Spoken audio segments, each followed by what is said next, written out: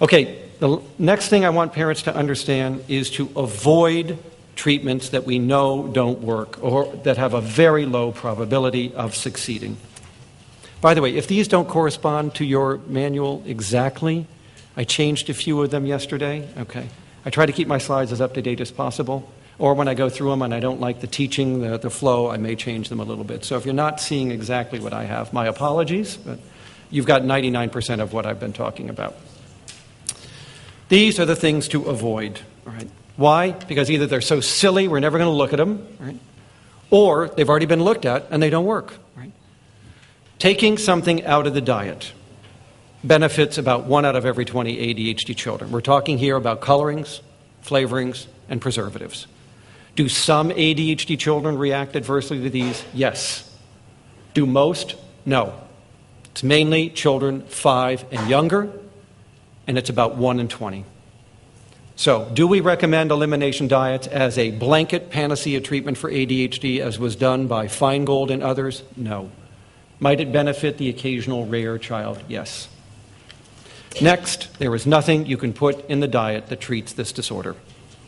So whether it's antioxidants, whether it's the fish oils, whether it's megavitamins, we have yet to find anything that benefits ADHD. The fish oil study, the best one, was published just a month ago by the Swedish research team in Gothenburg. Best trial I've ever seen, and they reported very sobering negative results. Only 25% of the kids responded. It was mainly the inattentive SCT kids. The degree of response was very slight. So even they recommended against it. Any positive reports you've heard were not from well-controlled studies. Now, I'll get to my questions in just a moment. Yeah. Sure.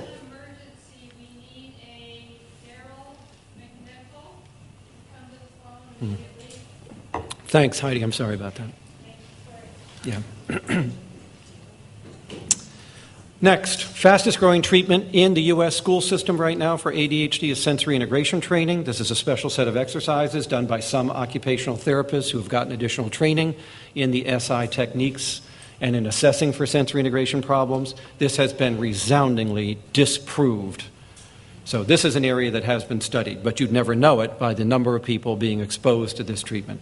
It has proven to be of no benefit for LDs or ADHD. Even their own journal published a meta-analysis that showed that.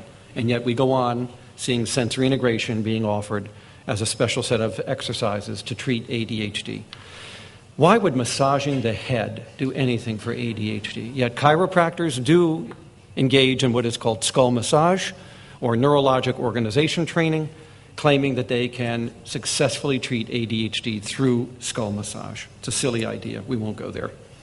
Play therapy has been tested. It does not work for ADHD because ADHD does not arise from environmental stress.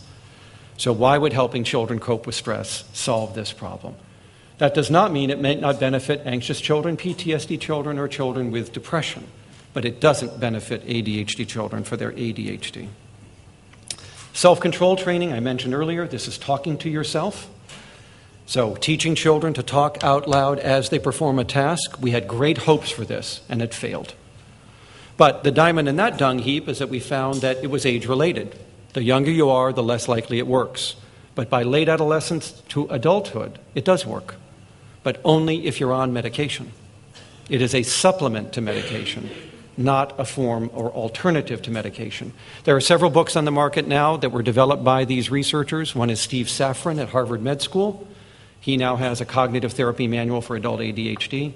And the other is by Russell Ramsey at University of Pennsylvania. You could find both of these at Amazon or at the ADDwarehouse.com if you're into adult ADHD treatment. Social skills training should not be done for the average ADHD child unless it's being done at school or with the peer group with whom he is having trouble. And then it should be mostly practice, cueing, and rewarding the use of the skill, and a lot less time spent in training the skill. What's the proportion? 80-20. 80% altering the point of performance, 20% training in the skill. And if you follow that balance and you do it out there where it matters, it might have a chance. If you do it in a clinic with the kids he'll never see again the rest of his life, it doesn't work.